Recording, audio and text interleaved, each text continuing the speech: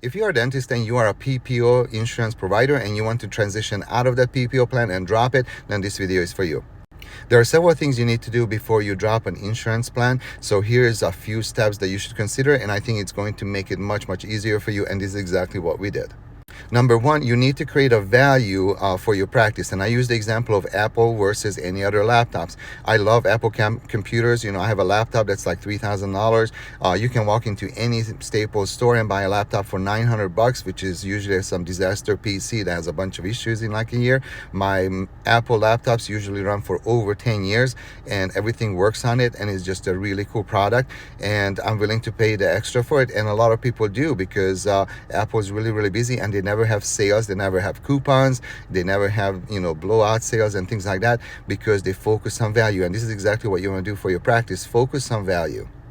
And the way you do that is build some kind of a niche. So you build some kind of experience that's very special to your practice. For example, we double down on orthodontics as well as idiopathic condyle resorption patients treated orthodontically, and we have patients actually driving to us 2-3 hours just for braces. We get people coming from out of state, from Nevada. We just had a patient from Florida and Canada and New York City and New Jersey, and that's a three-hour flight from a lot of these places to us.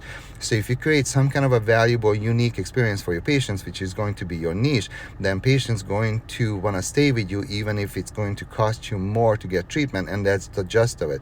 And your niche could be anything. It could be because you treat kids, maybe you do ortho, maybe you do Botox and lip fillers. It could be just anything that you double down, and that's kind of like your personality. And that's the other thing. Make sure that your personality kind of shows too, because if you just become the second person when you walk into the office, this person that you think a dentist should look like, then you're going to be just like any other dentist. Which brings up the third point. Don't tell people what you do. You're a dentist. Everybody knows what you do. Every dentist that I see advertising, they say the same thing. We do crowns, we do fillings, we do Botox, we do Invisalign, we do root canals. Nobody cares. You're a dentist. Everybody knows what you do. So focus on why you do it. Why do you do Botox? Maybe you want people to look youthful, and you love people having a more youthful experience, and goes along with your orthodontic treatment. Maybe you treat a lot of kids because you're in an underserved area where you see a lot of decay and a lot of kids are losing their teeth, and you want to make a difference in the community. Focus on the why, and you should read Simon Sinek's book. It's called Starts With Why, and it's that's basically what the difference is between Apple and any other computers like Microsoft and whatever. Now, third is, before you drop a PPO plan, once you focused on your niche, the other thing you really need to do is build a huge a following clan. And the way you do that is being involved in a community. One is you can be personally involved in a community, for example, coaching soccer, going to a local Rotary Club, and being involved in 1,000 different things in your community. And it's very slow and a tedious process. The second thing, which is what I teach, which is what I do, you just simply post every single day valuable content to your audience that they're going to adapt. So they're going to like you because they can adapt your content that's going to work for them, and they're going to trust you. And once they trust you, that means they'll stay with you or they'll come to you. That's just a classic flow of sales. But you can actually do this with social media very well. But you have to create content that they can watch every day, and it's valuable to them. So if they're adapted, then it's going to make their life easier, better, or improve their life somehow. So that's dressing up in turkey suit and dancing is not going to accomplish that. All this goofiness is not going to, getting views is not the same as building trust and value. Please know that. You can build, a huge followers, a bunch of likes just by being goofy and joking around, but that's probably not going to make patients want to pay more for the care and stay with you. They may like it and they share it and they laugh at it, but and then be entertained, and that works really well for views, but it doesn't work for building value. What works for value is actually creating content that your patients can adapt, and that's going to happen. For example, let me just give you an example. I recorded a video that got about 500,000 views, and we got a lot of patients from it, and the video is on pericornitis. So I just talked about a lot of patients have this problem when they have a puffy gum. It could be a life-threatening condition called pericornitis, and what they need to do. And we've gotten a lot of calls about this video. I also did the same thing on angulocheilitis for that fungal infection, and a lot of patients have it in their lips in the wintertime. We got a lot of patients for this, and people start seeing these videos and posts that you create, and they're going to look at you as a local expert who actually becomes kind of like a go-to person in the community. And even if you drop their plan, they want to come to you because nobody's like you.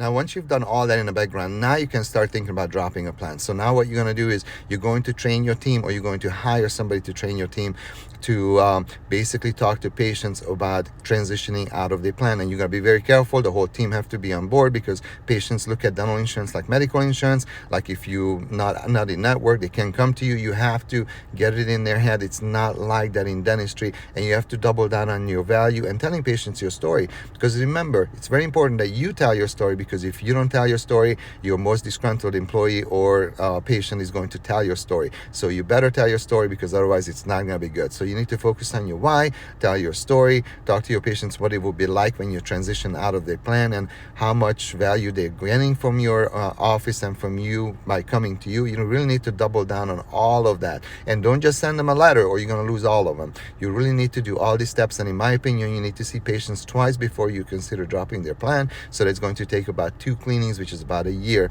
and you need to have to talk to patients and focus on these things. Maybe do handwritten cards and make just an experience a super awesome emotional experience. And remember, people buy things emotionally and then they rationalize it. Otherwise, nobody will buy a Lamborghini. It makes no sense to buy a Lamborghini other than emotionally it makes you feel, liked, it makes you feel valued, makes you feel rich or whatever. I don't know why people buy Lamborghinis. I drive a Honda and a Chevy, but people buy Lamborghinis or whatever, or purses or clothes and things like that, because the emotionally connection, they want some kind of emotional feeling out of it, and they rationalize it.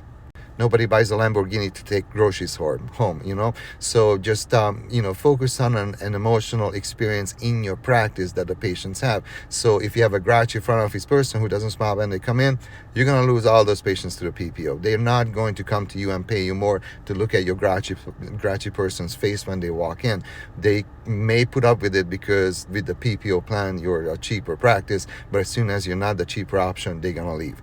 That's what I'm talking about. You need to have a really, really good emotional experience for patients. Otherwise, they're not coming to you. Or if you don't have a very good experience, you have some kind of a niche or something that they're coming to you. For example, I have a surgeon who's just so good at these jaw surgical cases. Doesn't matter who their front office person is. They could have a terrible person, people will still go to them. I mean, it's not ideal, but it's very difficult to build that. But if you build a better experience for patients, a lot more of them will stay with you.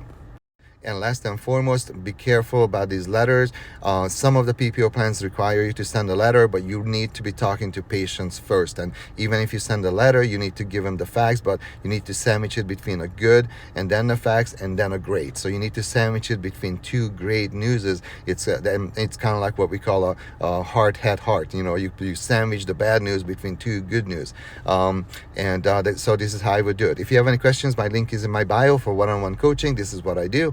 Talk to doctors and help them come up with a plan. And we have done this in our practice. We transitioned out of 99% of the PPOs. And if you have any more questions, post it below this video, or schedule a free call with the link in my bio. Have a good day. Bye.